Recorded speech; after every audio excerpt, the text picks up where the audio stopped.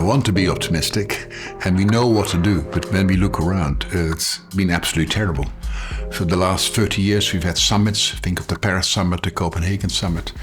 But really, emissions are going up and up and up. The oil, gas, and coal companies are exploring and exploiting more and more reserves. And so we really have to act now. We can't wait for technological change to happen. And then, to be frank, if you look at the data and look at emissions, well, emissions are not coming down. They've been going up and up. They stopped a bit during COVID, and then they're relentlessly rising again. And we know they should go down, but they're not starting coming down yet. And secondly, we see that the oil and gas and coal companies are looking around for more and more stuff to burn. So the normal thing to do is when people are emitting too much, that you put a price on it. You can give the money back to people, but you want to price it. So maybe $180 per ton of CO2. That's the recent estimates. But on average, carbon prices in the world are only about $2. That's a big gap. And the reason is, although we have some carbon pricing in Europe and in Scandinavia in particular, many sectors are excluded.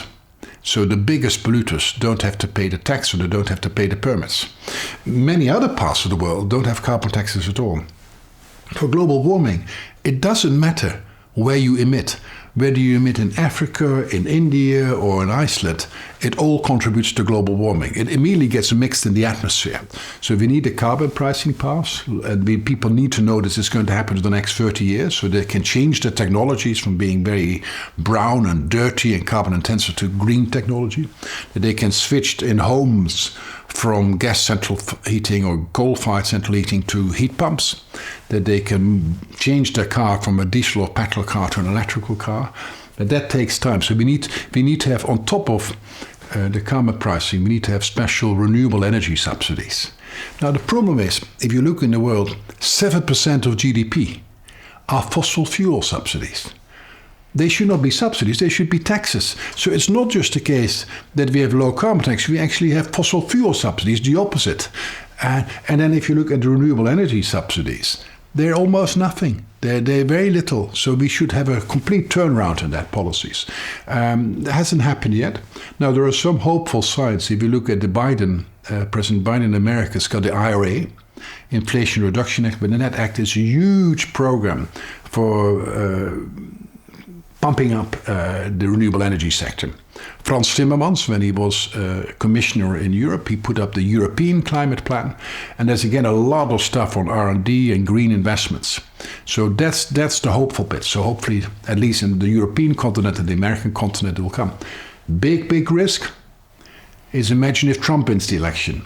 Big risk. So in my own country, the Netherlands, we just had the biggest party is a right-wing populist parties. They hate the climate. They think the climate is just a toy for the intellectual elite, and they said they were going to scrap all climate plans. So and this thing of this populists gaining power, it's not only in Hungary. It's getting all in Italy and maybe France if we're unlucky. So it's spreading, and of course, when Trump gets into power, it might spread even more. So that means that from a political point of view, also speaking as a former politician, it makes me a little bit sad as well. It makes me a bit afraid what might happen.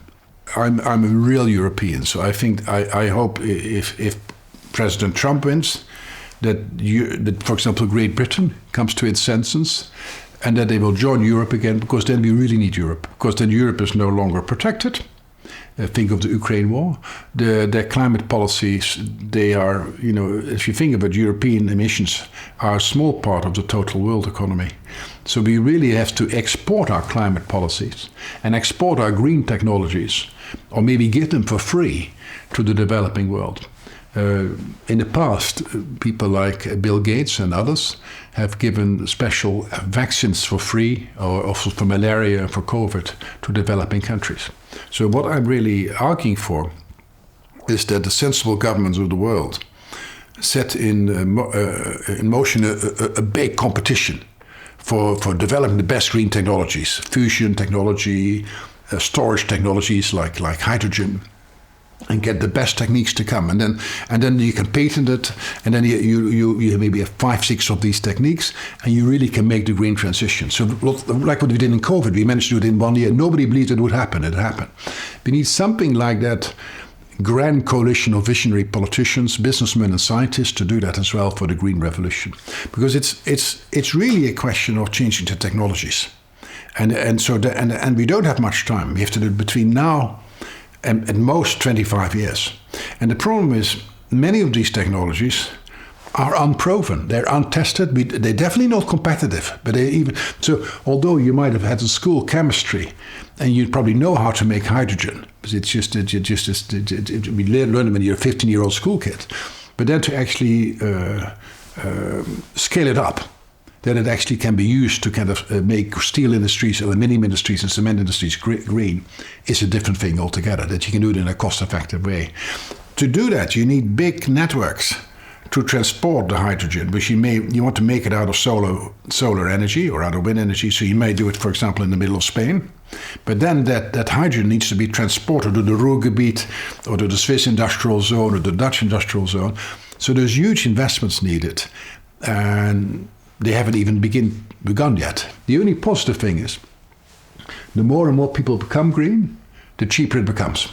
So for every doubling of capacity of green energy, the cost per unit of energy dropped by about 30%.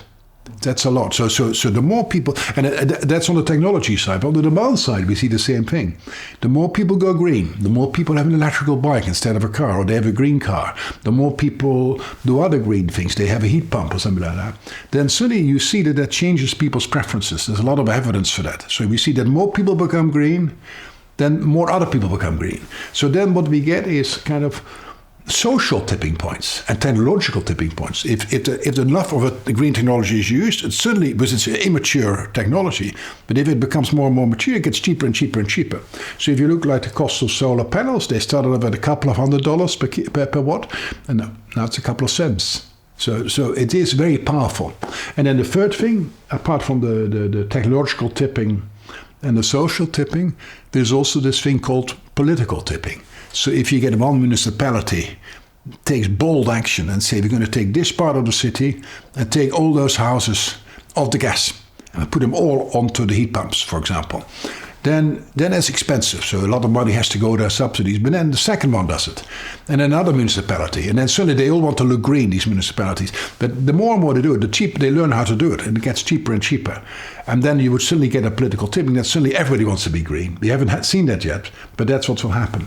So my optimism stems from the fact that there are a couple of mechanisms, like the technological tipping, the peer effects tipping, that you become green if your peers become green, and then the political tipping. If that can be set, if you can find things that set those things into motion, then suddenly we can go pretty quickly. If you really want something to happen in the world, you really need America on board, Europe on board, and China. But China and America are the main players. Now, China is the biggest emitter at the moment, but they're developing very rapidly. They're still building a huge number of coal-fired power stations, which are very bad for the environment. But at the same time, they're building more green than any other country, any block of countries in the world. They're also developing more and more green technologies than any country in the world. So here's something interesting. China has long-term horizons. Our European politician has short-term horizons. If they think more than 5 years ahead, you're lucky. Now, these Chinese, they think 20, 30 years ahead. So what have they done? They've gained control over the last 10 or 20 years of all critical materials necessary for the green transition. So whether they're in Africa or elsewhere, they manage 70 to 80% of these critical materials necessary for the green transition are in hands of the Chinese. So including lithium and other stuff like that. And so in Europe, we only just started to think about it. And so here we go. We were in Europe. We were dependent on a ghastly dictator, Putin, for the gas. Schröder, the former Chancellor of Germany, was a big player in it. And then we suddenly find that we are so much hijacked by Russia. And then a war comes, and then you see this was a completely crazy policy. It was a completely crazy policy 10 years ago, but now people see it. What I'm warning against, make sure that you now don't become dependent on China. because they have a different view. So you have, from a geopolitical perspective, and maybe a bit less efficient from an economic point of view, but you want to have you don't want to rely on dictators. You want to be self-sufficient in green critical materials. And well, that's a crucial part of the transition as well. We know it's going to happen, so we may as well be prepared for it. And the longer you delay, every year you delay, every 5-10 years you delay, it gets much, much more expensive. It gets more expensive because, it's just inefficient because climate change has become worse. It's more difficult to correct it by that time. Secondly, it's more expensive because the litigation. The more people keep on investing in brown technology, then when you go green, then they say, no, pay up, government. And they go to the court. And the bills are going to be so much more expensive.